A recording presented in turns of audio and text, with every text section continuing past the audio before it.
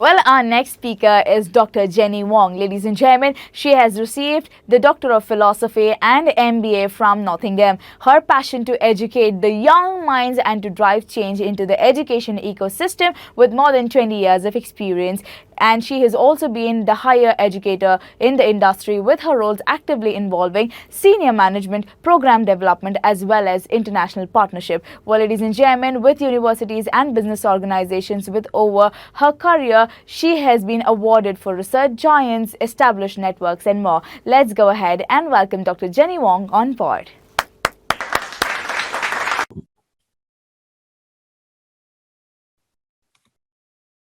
Hello, greetings from Malaysia. My name is Jenny. So I am very excited, all right, to be invited to this conference and to actually share the topics that are close to my heart, which is equity and accessibility of technology. Now, let's look at the different terms that we usually use in terms of equity, and equality and so forth. Now, we need to know that the difference between equality, everyone receives the same support, regardless of their needs, regardless of their challenges, all right? Whereas for equity, individuals are given different, all right, to enable access according to their needs. Whereas in terms of inclusion is whereby everyone has the access. There is no need for support.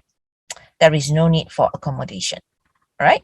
So that's why we are looking at equality, equity, as well as inclusion. Now, let me share with you what are the scenarios that is currently happening in my country, Malaysia. All right. So in Malaysia, we have 3 levels of a social background. All right. 3 levels of social background. We have the T20, we have the M40, and we have the B40. So T20 is the top 20%, whereby the population here is earning household income of more than 10,000. So this is the upper class income holders. Whereas the M40 will be the middle group, all right, middle income group, whereby household is between approximately 5,000 to slightly over 10,000. Okay, and B40 group will be the bottom 40% of them are in the lower income group category. And the household income is actually below 4,800. Now, during the pandemic, during the pandemic in 2020 that hit us in 2020, there is a social shift in the groups. So the M40, some of the M40 groups, all right, has actually descended to B40.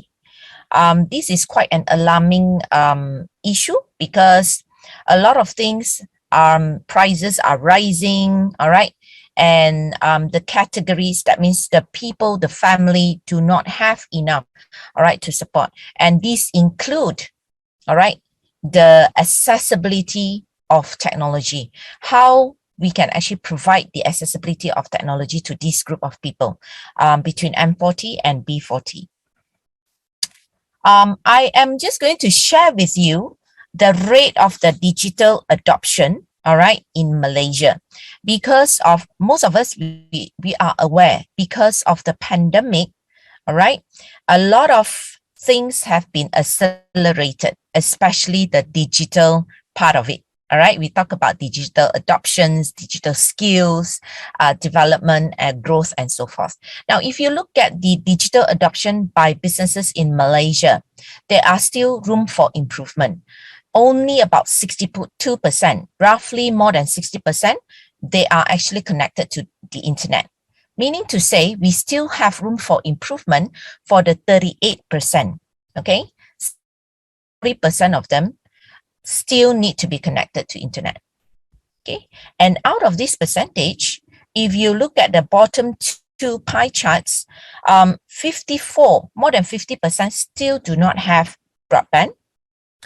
82% still do not have web presence. Okay, now this shows a lot of there is a gap. Yeah, there is a gap between the need for technology and the accessibility of the technology. And hence, that's why we need to actually consider the digital equity. All right, remember what I have mentioned just now. Equity is we are providing the support in regards to the businesses, to the students, to the people needs. Yeah, because different people, different individuals, they request different needs, different challenges. So the first thing is, of course, we will need to look into how we can provide digital skills training. Now, in order to have an equitable access to technology, everyone should be able to have these digital skills, especially to the B40 and M40 group, which are the middle income to low income population. Next, we look at how we can improve the online accessibility. I'm sure apart from Malaysia, there are other countries that are also having this problem. Yeah, so how can we improve the online accessibility in terms of social services for individuals, and especially for individuals with disabilities, all right, with challenges. Now, then next one, we also need to look at how can the rural communities, all right. More often than not, in cities, of course, we have the advancement of technology in the cities and in towns and so forth. But we may neglect those individuals, yeah, people who live in rural area.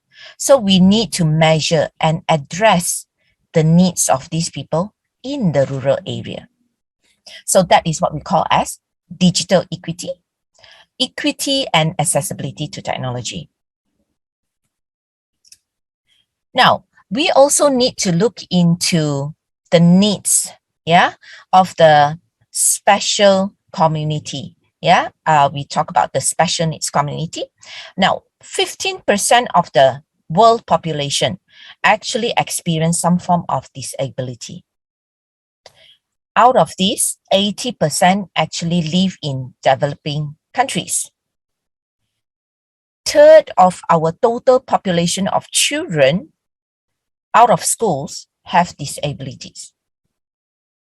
So when we look at these statistics, the staggering statistics, it makes us ponder, how can we actually help this group of people to have the access, all right, to technology. Now, I believe that everyone can play a role, all right? So every stakeholders has his or her own role, all right? We talk about organization, we talk about NGOs, we talk about institution, universities, yeah? We talk about the community. How can we provide the assistance in order to ensure that everyone will have access to technology? So one of it is, of course, we can provide more assistive technology. All right. So what are these assistive technology to actually help out the underprivileged community? So we can have alternative keyboards. Yeah. We have certain software to enable the special needs community to help them to have more access to technology. All right. We have graphic organizers, we have speech recognition software, audiobooks, various speed tape community recorders. So all these are the tools that the special community are able to get access to. Yeah. Now, I would also like to actually highlight to share with you what is the future of digital learning. Yeah. So in terms, I'm sure all of us know that today's classroom are actually changing. We no longer learn only in the classroom. In fact, most of the learning can be outside of the classroom. Yeah. So here, how's the educators are actually using digital media and technology and their predictions for the future. All right. So 93% of the educator actually mentioned that technology is really very motivating and useful for students. And 70 out of it, 79% actually believe that this technological tool is useful to different type of learning styles. Yeah. So of course, all of us, we know that students' learning style can be very different. Some is very auditory, some are very visual, and some just are looking into text, numbers, and so forth. And technology will enable students' learning to be improved. And if you look at the bottom left, the use of technology and media, 81% of the learners have access to personal computers or laptops, and 63% of them use daily. Now, this statistics itself shows there's an improvement in terms of access to technology in a certain part, in terms of, the laptops, the computer, and so forth. About 58% of them have interactive tools such as smart boards, tablets, and so forth. All right. And if you look at on the right side, the needs for success. So a lot of educators, 60%, more than 60% of them actually wish that they have more access, all right, to the content. And more than 80% of them wish they can have more trainings in terms of technology. So this shows that they are willing to learn, and stakeholders should be able to provide these trainings. For example, universities to actually constantly engage with the educators, all right, to provide them the access to the technology. Now, on the right side, bottom right side, we look at the future of digital learning. Most of the educators says about more than 50% of them mentioned, yes, technology is very important, but we still need the traditional textbook, and technology will actually assist, the digital media will actually assist in terms of getting the knowledge across to the students. All right. And more than 58% of them says that their roles will include more technology support. So we can actually safely say that technology is here to stay.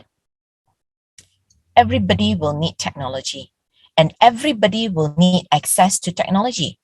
Only if we can ensure the equitable access to technology, that is where the society, the community is able to move together.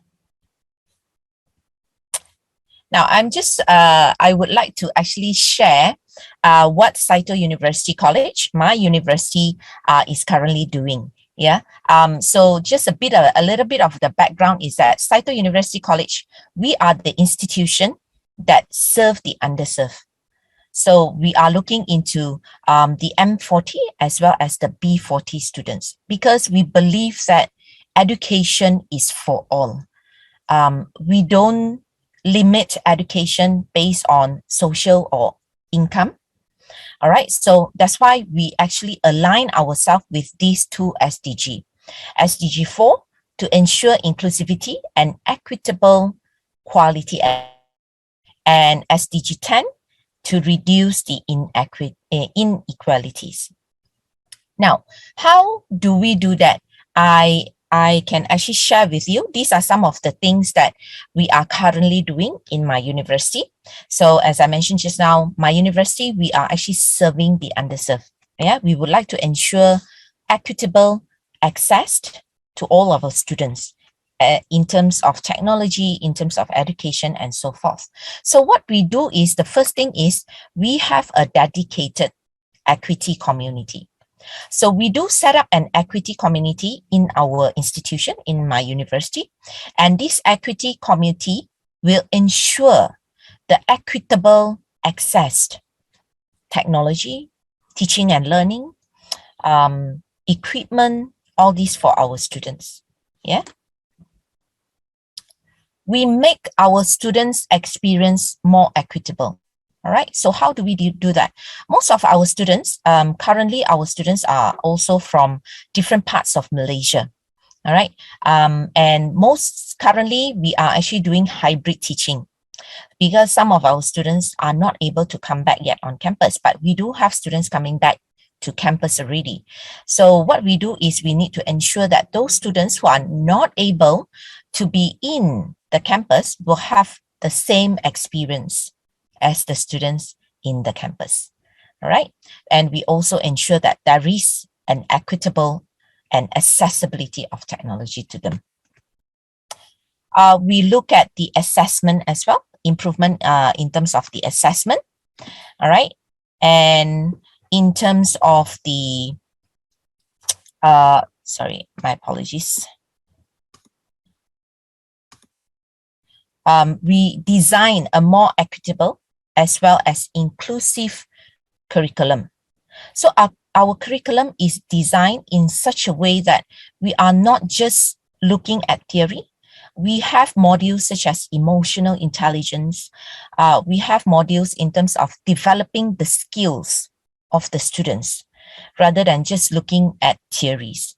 So when we design such a curriculum, we combine all these, the theoretical, of course, the skills that will be needed, all right, in terms of the programs that they are learning, plus the well-being, the soft skill, the personal development of the students. So we are actually creating a wholesome curriculum for the students. We are looking into their curriculum, we are looking at their well-being, and we are looking into their diversity and inclusion. All right. And of course, we, as I mentioned just now, with all this in place, we look at the implementation of the overall DEI model.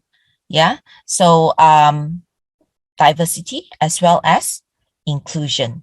All right.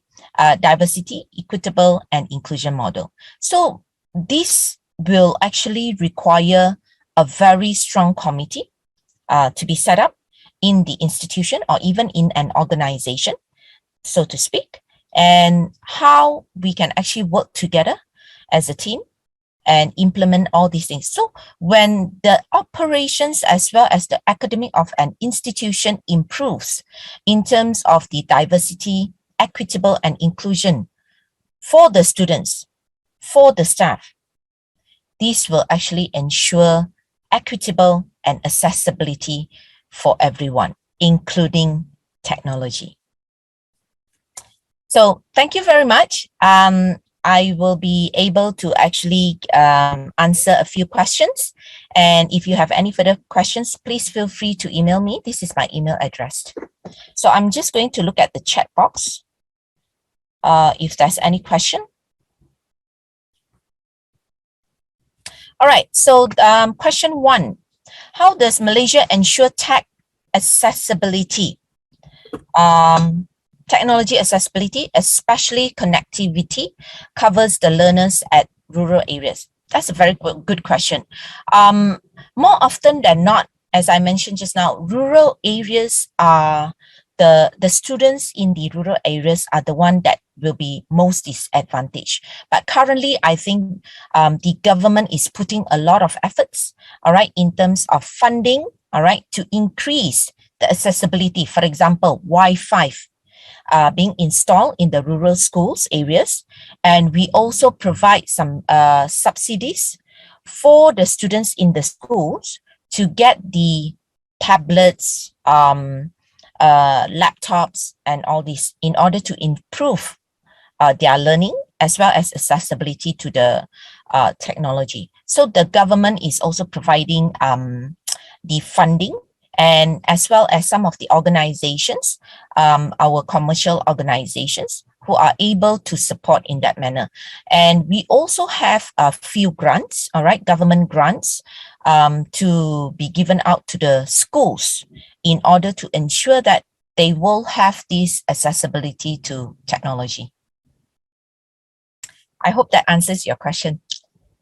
Any other question? when you talk about Technology Accessibility Act, isn't it also important to have affordable or even free accessibility to our learners beyond school setting? Yes, I agree and not agree with you. I agree in a sense that, yes, I think that there should be um, affordable accessibility to our learners beyond the school setting. Now, in the school setting, of course, we have the government, all right, providing the access, providing the support. But beyond the school setting, we do have a certain ministry that will provide certain subsidies for the students as well. But in terms of the organization, all right, so we have the telecommunication organization. Now, we all know that this telecommunication organization, they base on profits. So more often than not, they may not be able to give free access, but they may be able to give access with discount, meaning to say, for example, Wi-Fi connection at discounted rate and so forth. Now, reason being is that it whole ecosystem. So if let's say if we are to give the free access to everyone in the rural areas, this may affect their bottom line for this telecommunication industry. All right. So, and then it will affect the other things. All right. So it's an economic cycle.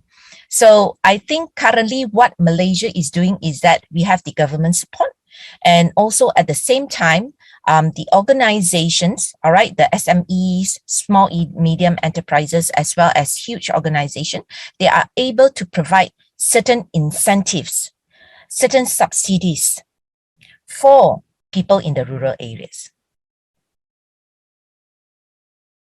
Oh, share. Okay, I do have a third question here.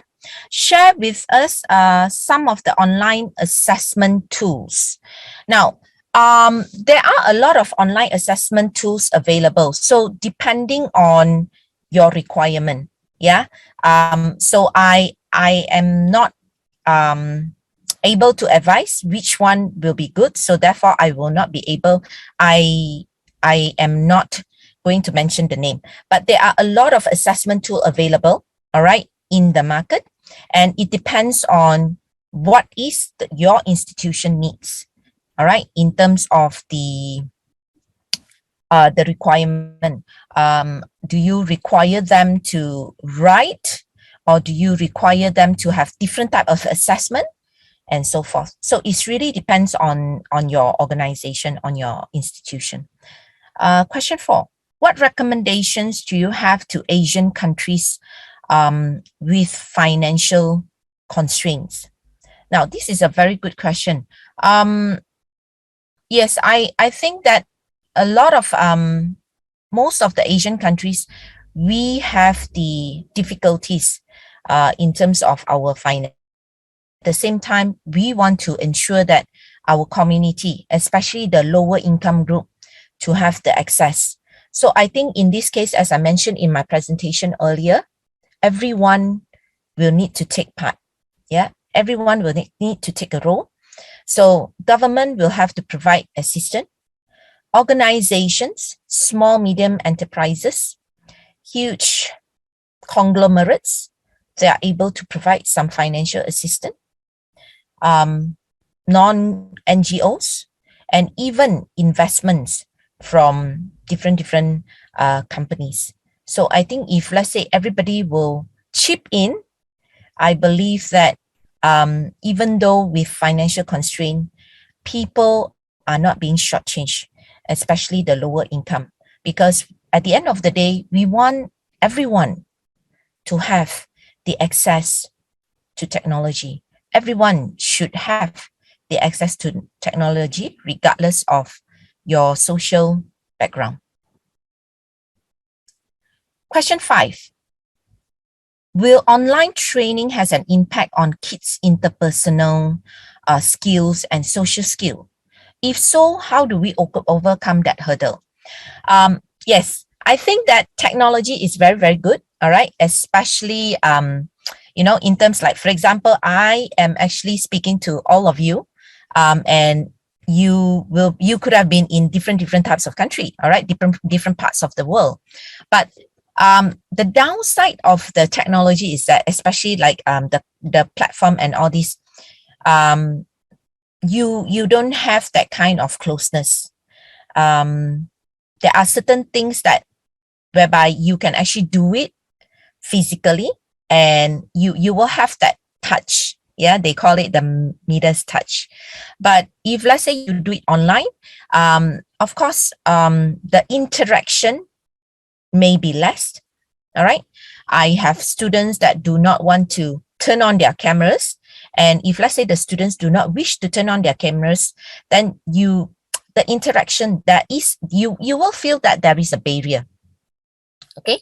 So yes, I think that they do have an interpersonal skills and social skill. So what I would recommend is that you can have the online learning, all right, but it can be coupled with, all right, physical, all right, because I think some of the countries have already opened up, so we can actually combine the online learning with physical sessions.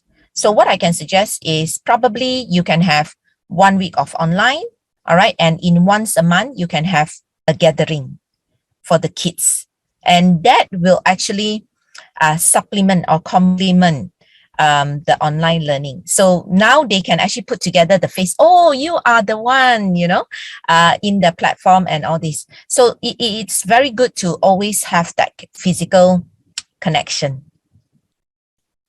Question 6. How can we convince computer companies to sell computers with subsidized and equitable costs?